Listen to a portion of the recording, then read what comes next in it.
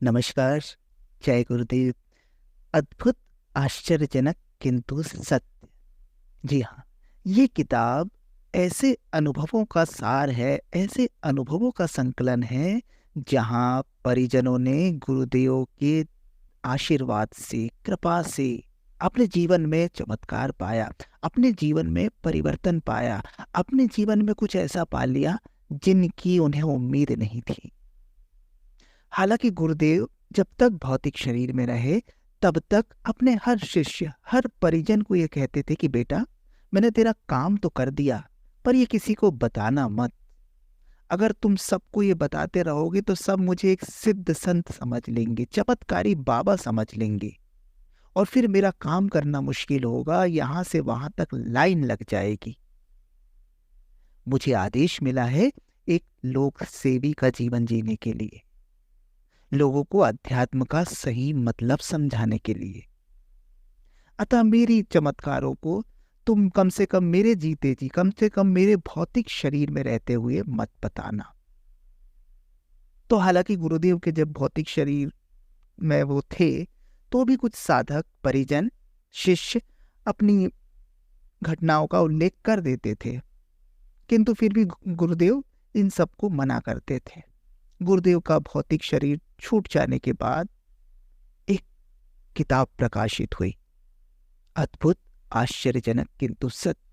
उसमें उन परिजनों की, उन शिष्यों की भाव विभोर कर देने वाली कहानियां हैं, जिसमें उन्होंने गुरुदेव के चमत्कार को साक्षात अनुभव किया।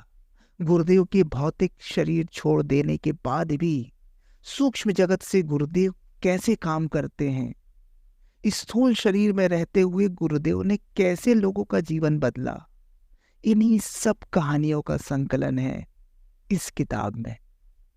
तो इस किताब की श्रृंखला में जो कहानियां आएंगी वो शिष्यों के स्वयं के अनुभव है। हम उनका नाम लेकर यहाँ पर इन कहानियों को पढ़ने का प्रयास करेंगे। इन कहानियों को आपको बताने का उद्देश्य किसी प्रकार के अंधविश्वास या अंधश्रद्धा को बढ़ावा देना नहीं है, बल्कि ये कहानियां आपको बताएंगी कि अगर अपने गुरु में, अपने आराध्य में, अपने इष्ट में एक निष्ठ हैं हम, समर्पित हैं हम, श्रद्धावान हैं हम, तो निश्चित रूप से हमारे जीवन में भी चमत्कार हो सकते हैं। गुरु कृपा से क्या क्या संभव है, कैसे थे हमारे गुरु, कैसे हैं हमारे गुरु, इस सब का सार है ये किताब। तो इस किताब की एक एक कहानियां एक एक वीडियो के माध्यम से आपके सामने हम प्रस्तुत कर रहे हैं। आप भी इनका आनंद लें और अपने जीवन में अपने आराध्य, अपने इष्ट के प्रति समर्पण भाव लाएं। समर्पण से चमत्कार घटित हो सकते हैं। तो शुरू करते हैं। निशांत रंजन जी बतलाते हैं कि बचपन से ही मैं अपने परिवार में गायत्री साधना का क्रम देखता रहा हूँ। उस वातावरण में पले होने के कारण एक स्वाभाविक विश्वास तो बना हुआ था, पर उसमें वह तासीर तो तब आई जब मैंने खुद अपने जीवन में उस साधना के चमत्कार को प्रत्यक्ष किया। एक साधारण किसान परिवार में मेरा जन्म हुआ। सन 1996 में हमारे गांव में पंचकुंडीय गायत्री यज्ञ का अनुष्ठान हुआ। अनुष्ठान 3 दिनों का था, जिसका आयोजन मेरे पिताजी ने ही किया था। इस अनुष्ठान में कई तरह के संस्कार भी संपन्न कराए गए, जिसमें विद्यारंभ संस्कार और दीक्षा संस्कार कराने वालों की संख्या ही अधिक थी। मुझे भी उसी समय दीक्षा मिली। तब मैं 6ठी कक्षा में पढ़ता था। तब मैं दीक्षा का मतलब समझने लायक तो नहीं था, पर इतना याद है कि उस दिन मैं बहुत खुश था। ऐसा लग रहा था जैसे मैं महत्वपूर्ण हो गया हूँ। सच बताऊं तो मैं भी कोई हूँ, इसका आभास पहली बार मिला। दीक्षा में मुझे गायत्री मंत्र दिया गया।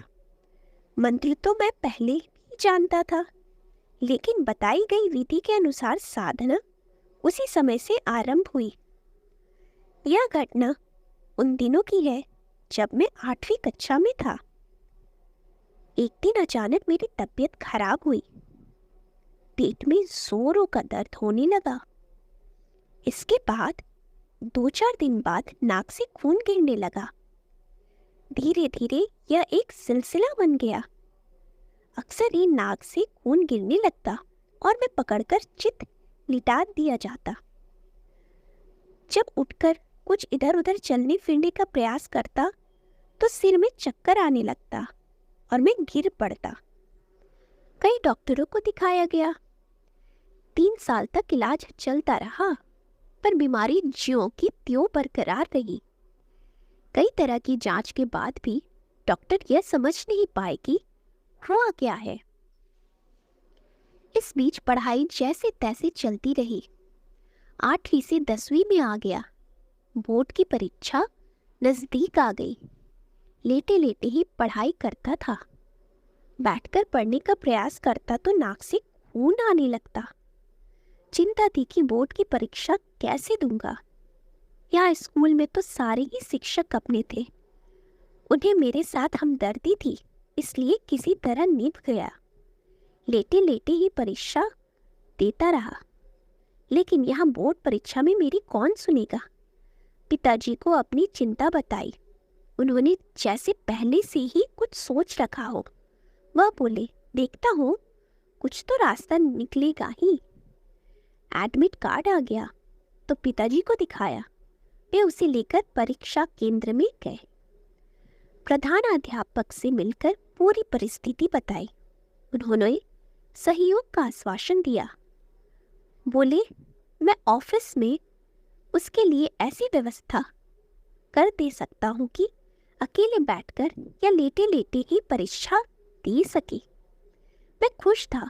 चलो बोर्ड की परीक्षा छूटेगी नहीं। 14 मार्च 2001 को परीक्षा आरंभ होने वाली थी। ठीक उसके एक दिन पहले ऐसा आभास हुआ कि गुरुदेव कह रहे हैं, तुम साधारण तरीके से सबके साथ बैठकर परीक्षा दोगे, डरो मत, हम तुम्हारे साथ हैं। परीक्षा के कुछ दिनों बाद तुम पूर्ण रूप से स्वस्थ हो जाओगे। मैंने देखा कि मेरे सामने गुरुदेव और माताजी अभय मुद्रा में हाथ उठाए मुस्कुरा रहे हैं। अगले ही पल में आत्मविश्वास से भर गया और तय कर लिया कि सबके साथ बैठकर परीक्षा दूंगा। आश्चर्य की बात है कि परीक्षा के सारे ही पेपर मैंने साधारण तरीके से सब लड़कों के साथ बैठकर दिए। एक दिन भी कुछ नहीं हुआ। इससे भी बड़े आश्चर्य की बात यह है कि जैसे तैसे अध्ययन की प्रक्रिया चलते रहने के बावजूद इस परीक्षा में मुझे 90% अंक मिले, जिसकी मुझे कल्पना तक नहीं थी।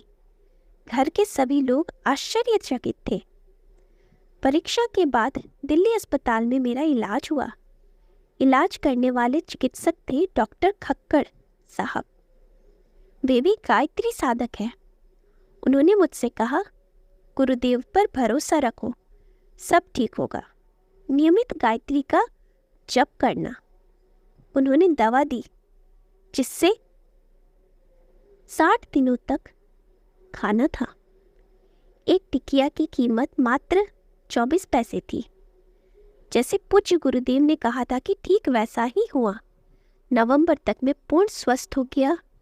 अब मैंने अपना जीवन पूज्य गुरुदेव को समर्पित कर दिया।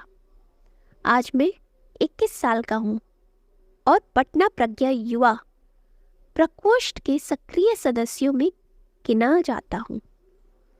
जय गुरुदेव।